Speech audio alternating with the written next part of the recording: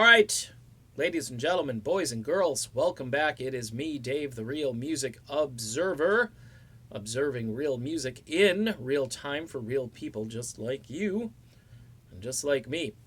Timothy B. Schmidt, the guy who's been in the Eagles since Randy Meisner hit the road because Randy was tired of arguing with people, said, I'm done, I'm out of here, and of course the band probably at that moment was their most decadent into the women and the substance abuse and all of that stuff. And I think Randy just probably had enough of that. And like I said, probably had enough of flying beer bottles. In comes Tim Schmidt from the farm system, from the Poco minor league team. By the way, Poco, again, another one of those bands that should be in the Rock and Roll Hall of Fame. Now you'll say, well, they've only had a couple of radio hits and very sporadic at that. A lot of lineup changes. And I say, who cares? Okay, just who cares? Influential in so many ways.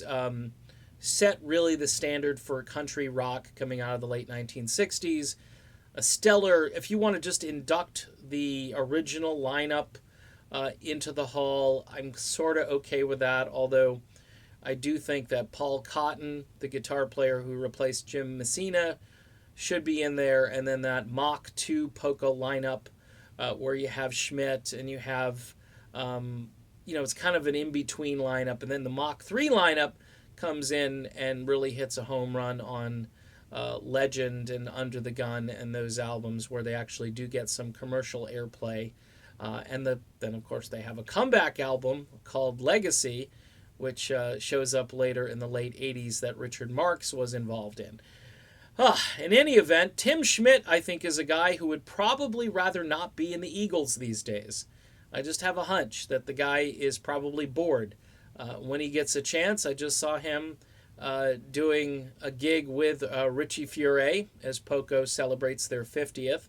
And I think they tried to get some of the original guys back for that, although some of them have left planet Earth or are just not in any condition to participate. I know Rusty Young just came out with a solo album last year, which I was happy to talk about. I'm a big Rusty Young fan, big Poco fan, and it's a shame that these guys never got the acclaim they deserve, but I keep going down that Poco tangent.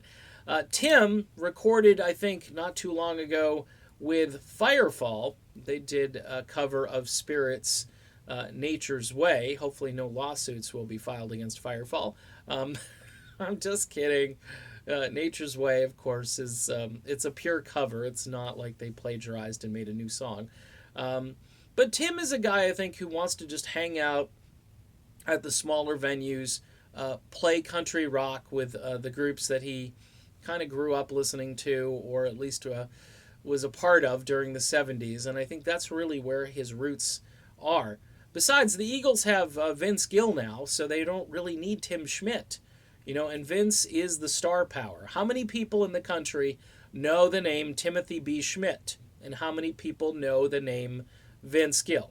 If you're using the Irving Azoff math and how you bring people into a group, you check out the name ID, you see the percentage versus the other guy, and you take the guy with a higher percentage. Vince Gill, of course, is a very skilled musician, plays guitar very well, sings all of the Tim Schmidt parts very well. In fact, is told to sing Take It to the Limit, which some feel is a mistake. So why, again, do you need Tim Schmidt in the group? I think Tim should be free to go off and do his own thing with Poco or with any other group that wants a great harmony voice along for the ride. Okay, done with that video. Timothy B. Schmidt, does he want to stay with the Eagles? Yeah, I think he probably likes the paycheck, and I think that's why he's hanging out. See ya.